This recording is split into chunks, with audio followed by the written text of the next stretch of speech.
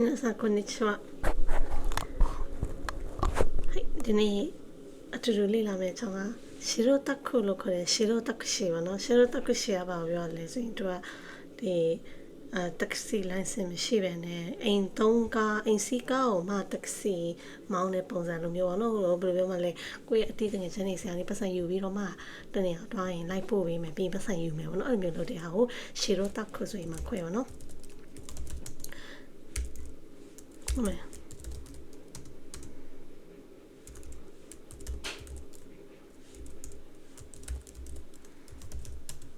ရှီရိုတက်ခုဆိုတာကဒီရှီရိုတက်ရှီလို့လည်းပြောရင်ရှီရိုတက်ခုလို့လည်းပြောရပါတော့ဟုတ်အဲ့ဒါဒီတကယ်တက်စီမောင်းလို့ရတဲ့ကားမဟုတ်ဘဲနဲ့အိမ်စီကားကိုပတ်စံယူပြီးတော့မှမောင်းနေရပါတော့တနေရာနဲ့တနေရာလိုက်ပို့ပေးတယ်ဆိုတဲ့ဟာလိုမျိုးလုပ်တဲ့ကျွန်မတနေရာနဲ့တနေရာလိုက်အခကြေးငွေကိုယူပြီးတော့မှတနေရာနဲ့တနေရာလိုက်ပို့ပေးရလိုမျိုးလုပ်ဆောင်မယ်ဆိုရင်အဲ့လိုကလိုက်စင်လိုတယ်ပေါ့နော်လိုက်စင်မရှိဘဲအဲ့လိုမျိုးလုပ်လို့မရဘူးလိုက်စင်မရှိဘဲလုပ်တဲ့ဟာကိုရှီရိုတက်ခုဆိုရင်မှခေါ်တယ်ဒါតែအခုအချိန်ကြီးကတော့ဒီမြန်မာတွေကတိတ်တော့မရှိဘူးရှေ့မြန်မာတွေကအဲ့လောက်ထိမများအဓိကများတိတ်လိုမျိုးပိုရင်မှများရပါတော့အဲ့ news လေးကိုအတူတူလိုက်ကြည့်အောင်နော်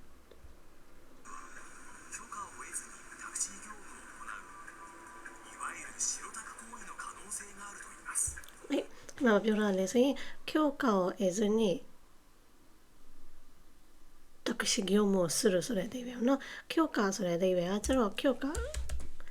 今日かငါတို့ဒီခွင့်ပြုချက်ဆိုတဲ့ဟာကို今日かဆိုရင်မှခေါ်ရပါနော်今日かえずဆိုတာကခွင့်ပြုချက်မရဘဲနဲ့ပေါ့နော်はいえるဆိုရင်တော့ခွင့်ပြုချက်ရတာ今日かをえるဆိုရင်တော့ခွင့်ပြုချက်ကိုရသည်今日かをえずဆိုတာကခွင့်ပြုချက်မရှိဘဲနဲ့ပေါ့နော်တရားဝင်မဟုတ်ဘဲနဲ့ခွင့်ပြုချက်မဟုတ်ဘဲနဲ့タクシー業務လို့ခေါ်တဲ့タクシーလို့ခေါ်တဲ့タクシーလုပ်ငန်းတွေကိုလုပ်ဆောင်နေခြင်းဆိုတဲ့ဟာကိုရှီရိုတက်ခုလို့ခေါ်တယ်လို့ပြောတာပေါ့နော်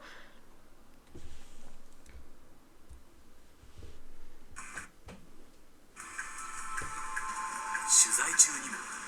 本来は自家用であるはずの白ナンバーのワゴン車による客待ち行為が複数確認できましたဒီကားပေါ်မှာပေါ့နော်တကယ်အိမ်စီကားပေါ်မှာခီးတဲ့ဖုကုစုဆိုမှာတော်တော်များများလေးလိုက်ပါနေတာတွေ့ရတယ်လို့ပြောတာပေါ့နော်そのうちの1台について行ってみるとအဲ့ကားတွေအများကြီးဟာတွေကနေမှတစည်းထွက်လာရောဆိုရင်ထွက်လာတဲ့တစည်းရဲ့နောက်ကနေပြီးတော့မှသူတို့လိုက်ကြည့်မယ်ပေါ့နော်多くの外国人観光客に人気のスポット本町通り商店街を通過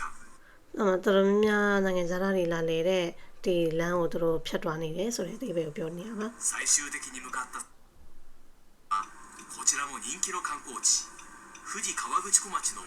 大石公園でしたသူတို့ဒီပန်းချောင်ရောက်လာရောနော်ပန်းချောင်တော့မှာタクシー業務ができる日本版ライドシェアの車なのかပြောနေတာတော့ဒီကားကပေါ့နော်ဒီကားကအိမ်စီးကားဆိုရင်မဲ့တက္ကစီလုပ်ငန်းကိုလုပ်ခွင့်ရှိတဲ့ကားလိုမျိုးလားဒါမှမဟုတ်ခွင့်ပြုချက်မရှိဘဲနဲ့လုပ်နေတဲ့ကားလားဆိုပြီးတော့မှသူတို့ကစောင့်ကြည့်နေပါတော့ဒါဒီ TV သတင်းဌာနကနေပြီးတော့မှတွားပြီးမှအင်တာဗျူးတော့လုပ်မှာပေါ့နော်ဒီဟာ直撃してみます実際日本語がまだ勉強しているのでဒီ news မေးတဲ့တယောက်ကမေးလိုက်တော့တက္ကစီမောင်းနေတဲ့မှာက日本語をよくわからないဆိုရင်ဂျပန်စကားက勉強しようပေါ့နော်ဂျပန်စကားလေ့လာနေတော့မလို့အများကြီးလည်းမပြောနိုင်ဘူးဆိုပြီးတော့မှပြောနေတယ်တဲ့အခုဒီကားပေါ်မှာပါလာတဲ့လူတွေကဘယ်လိုလဲလို့မေးတော့တငယ်ချင်းတွေလို့ပြောတာဆိုတော့ကမလေးပြောတာမိုးရှိပေါ့နော်ဒီ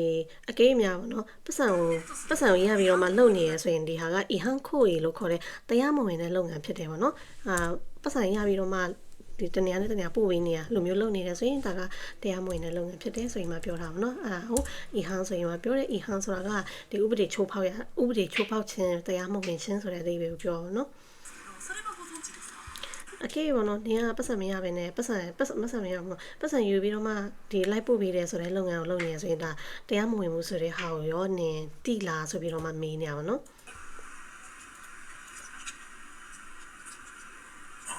ごめんなさいねちょっとごめんなさいすみませんはいちょっと難しいすみませんありがとうございます運転手はその後も日本語がわからないと繰り返し立ち去っていきましたနော်ရေမောင်းက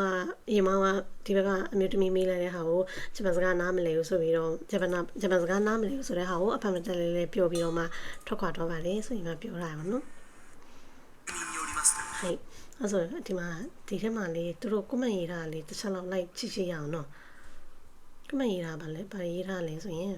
ပထမဆုံးခါနိုစိတ် Q ရတယ်ဒါတေချာတာလုံးဝအောင်မှာဒီဟာဟိုပါပဲပေါ့နော်ဘယ်လဲရှေရောတက်ခုပဲပေါ့နော်ပတ်စံရေးပြီးလိုက်ဖို့နေရပဲဖြစ်ပါတယ်တဲ့ဟိုဂျပန်နေရာတော့တည်မလားရှောက်ပြောနေ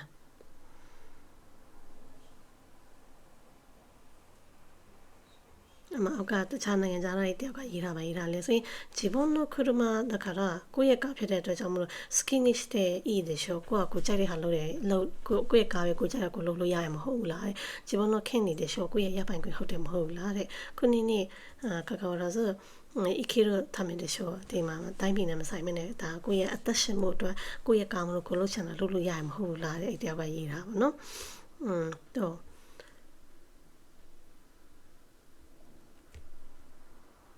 まあ、これはこままいられ、都合が悪くなるとわからないと言って逃げるんだよな。まあ、တူတူအချိန်ဒီမှာဟန်တော့ထင်ပြီးတော့ထွက်ပြေးရတယ်ပေါ့နော်။ပြောလာတာ警察が当てにならないからね。それအောက်ကတရားပဲရတာလေဆိုရင်